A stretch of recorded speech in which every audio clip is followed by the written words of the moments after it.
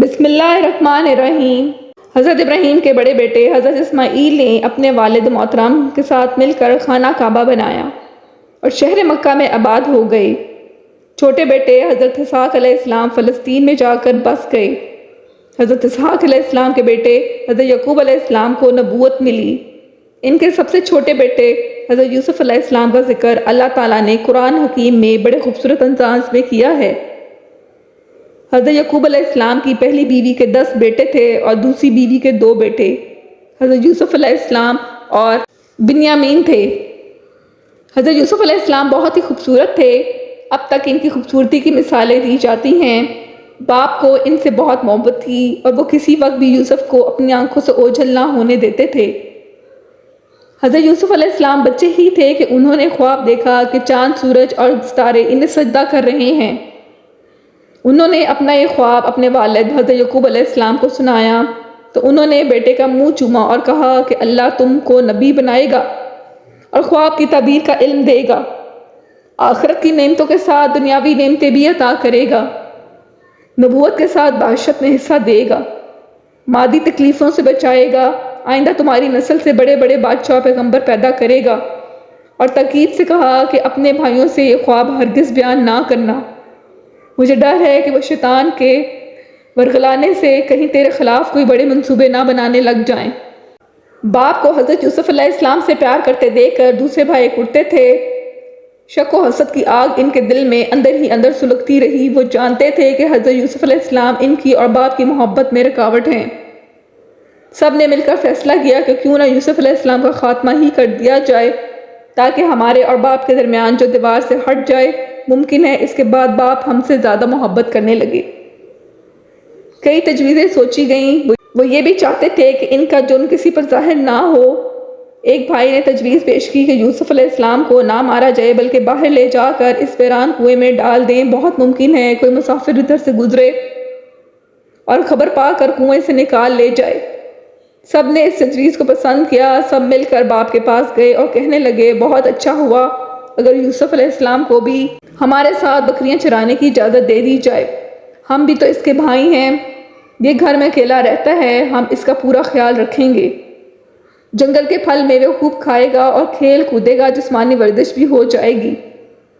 حضرت یعقوب علیہ السلام نے کہا، یوسف علیہ السلام کی جدائی اور تمہارے ساتھ جانے کا تصور مجھے غمگین کر رہا ہے۔ ہو سکتا ہے تم کسی وقت اس سے غافل ہو جاؤ اور کوئی بھیڑیا اسے اٹھا کر لے جائے۔ سب نے مل کر جواب دیا، ابا جانے کیسے ہو سکتا ہے؟ ہم یوسف علیہ السلام پر کوئی آنچ نہ آنے دیں گے۔ خدا نہ خواستہ کوئی ایسی صورت پیش آئی تو ہم ان کا ڈٹ کر مقابلہ کریں گے۔ اگر ہماری جیسی طاقتور جماعت کی موجودگی میں چھوٹے بھائی کو بھیڑیا کھا جائے تو سمجھو کہ ہم بالکل ہی گئے گزرے ہوئے۔ اس سے بڑھ کر کیا خسارہ ہوگا کہ ان 11 تندومند بھائیوں کی آنکھوں کے سامنے ایک کمزور بچہ بھیڑیے کے منہ میں چلا جائے۔ ایسا ہوا تو کہنا چاہیے کہ ہم نے سب کچھ گوا دیا۔ مجبور ہو کر حضرت یعقوب علیہ السلام نے بچوں کو بھائیوں کے ساتھ بھیج دیا۔ اس کے بھائی یوسف علیہ السلام کو جنگل میں لے گئے اور ایک ویران کنویں میں ڈال دیا۔ شام کو روتے ہوئے گھر واپس آ کر باپ سے کہنے لگے کہ ہم نے یوسف علیہ السلام کو ایک جگہ درخت کے پاس بٹھایا تھا، ایک بھیڑیا آیا اور یوسف علیہ السلام کو اٹھا کر لے گئے۔ ثبوت میں انہوں نے ایک کرتا بھی پیش کیا جس سے خون لگا ہوا تھا اور کہا کہ یوسف علیہ السلام کا کرتا ہے۔ حضرت یعقوب علیہ السلام نے صاف طور پر ان کو بتا دیا کہ یہ سب تمہاری سازش اور دلوں سے بنائی ہوئی باتیں ہیں۔ میں صبر اختیار کرتا ہوں، نہ کسی غیر سے شکوہ ہوگا اور نہ تم سے انتقام کا ارادہ ہے۔ صرف اپنے اللہ سے دعا کرتا ہوں کہ اس صبر میں میری مدد فرمائے، اپنی غیبی مدد سے تمہاری باتوں میں حقیقت اس طرح ظاہر کر دے کہ سلامتی کے ساتھ یوسف علیہ السلام سے دوبارہ ملنا نصیب ہو۔ حضرت یعقوب علیہ السلام اللہ کی طرف سے امتحان میں مبتلا کیے گئے اور یہ امتحان پورا ہو کر رہے گا۔ ایک مقررہ شدہ مدت کے بعد مصیبت سے نجات ملے گی۔ یہ ان کے صبر کا امتحان تھا۔ تلاش کرنے سے یوسف نہ ملے اور دوسرے بیٹے دنیا ہی میں رسوا و بدنام ہو جائیں گے۔ بوڑھے باپ کے لیے اب صبر کے سوا کوئی چارہ نہ تھا۔ وہ اللہ کی رضا پر راضی ہو گئے۔ ان کی زندگی بیٹی کی جدائی میں روتے ہوئے گزرنے لگی، یہاں تک کہ ان کی آنکھوں کی روشنی بھی جاتی رہی۔ جس کنویں میں حضرت یوسف علیہ السلام کو ڈالا گیا تھا وہ مصر جانے والے راستے کے قریب ہی تھا۔ اس دن ادھر سے ایک قافلہ گزرا۔ ان کو پانی کی تلاش ہوئی۔ کچھ آدمی پانی ڈھونڈتے ہوئے اس کنویں پر پہنچ گئے۔ جب انہوں نے پانی نکالنے کے لیے کنویں میں ڈول ڈالا تو وہ دیکھ کر حیران رہ گئے کہ کنویں میں ایک چاند سا لڑکا موجود ہے جس کے حسن سے کنویں میں بھی روشنی ہو رہی ہے۔ انہوں نے حضرت یوسف علیہ السلام کو کنویں سے نکالا اور قافلے کے سردار کے پاس لے آئے۔ قافلے کا سردار ان کو دیکھ کر بہت خوش ہوا اور کہنے لگا یہ غلام اچھے داموں میں بک جائے گا۔ بھائیوں کو خبر ہوئی کہ قافلے والے یوسف علیہ السلام کو لے گئے ہیں تو وہاں پہنچے اور ظاہر کیا کہ یہ ہمارا غلام ہے اور بھاگ آیا ہے۔ چونکہ اس کو بھاگنے کی عادت ہے اس لیے ہم اسے رکھنا نہیں چاہتے، اگر تم نے خریدنا ہے تو خرید لو، مگر اس کی نگرانی سخت کرنی ہوگی۔ حضرت یوسف علیہ السلام کو اس کے بھائی بے وطن کرنا چاہتے تھے اور قافلے والوں کو بیچ کر دام وصول کرنا چاہتے تھے۔ دوسری طرف اللہ تعالیٰ والی ملک بنانا چاہتا تھا، انہیں آزمانا چاہتا تھا، اس لیے ڈھیل دی گئی۔ اس زمانے میں غلاموں کی تجارت عام تھی۔ اس بری لعنت کو سب سے پہلے ہی ہمارے پیارے رسول صلی اللہ علیہ وسلم ہی نے دور کیا۔ یہی نہیں، آپ نے غلامی کا خاتمہ کیا بلکہ غلاموں کے رتبے کو بھی بلند کیا اور ان کی عزت بڑھائی۔ حضرت یوسف علیہ السلام کو جب مصر کے بازار میں لایا گیا تو ایک دنیا دیکھنے کے لیے آ گئی۔ آخر خوبصورت یوسف علیہ السلام کو مصر کے بادشاہ ریان بن ولید نے خرید لیا اور گھر میں لا کر اپنی بیوی جس کا نام زلیخا بتایا جاتا ہے سے کہا کہ میں یہ لڑکا لایا ہوں، اس پوری عزت اور آبرو سے رکھو۔ غلاموں کا معاملہ مت کرو، ہو سکتا ہے اس سے کوئی فائدہ پہنچے یا ہم اس کو جب کہ ہماری اولاد نہیں ہے تو اس کو اپنا بیٹا بنا لیں۔ قرآن حکیم میں اللہ تعالیٰ فرماتے ہیں جب حضرت یوسف علیہ السلام بالغ ہو گئے تو ہم نے ان کو علم اور فیصلہ کرنے کی سوجھ بوجھ دی۔ ہم نیکوکاروں کو اس طرح بدلہ دیا کرتے ہیں کہ ہم نے اتنی قدرت کاملہ اور تدبیر لطیفہ سے یوسف علیہ السلام کو بھائیوں کی جابرانہ سختیوں اور کنووں کی قید سے نکال کر عزیز مصر کے پاس پہنچا دیا۔ پھر ان کے دل میں یوسف علیہ السلام کی محبت اور عزت پیدا کی۔ اس طرح ہم نے اس کو مصر میں ایک معزز جگہ دی اور اہل مصر کی نظروں میں اس کو بڑا کیا اور محبوب بنا دیا تاکہ ان کی خوبی، ان کی ترقی اور بزرگی کا ذریعہ بننے عزیز مصر کے ہاں پرورش پا کر بڑے سرداروں کی صحبت کا اصل لیں اور حکومت کرنے کے لیے طریقے سمجھیں اور حکومت کرنے کا سلیقہ اور تجربہ ہو۔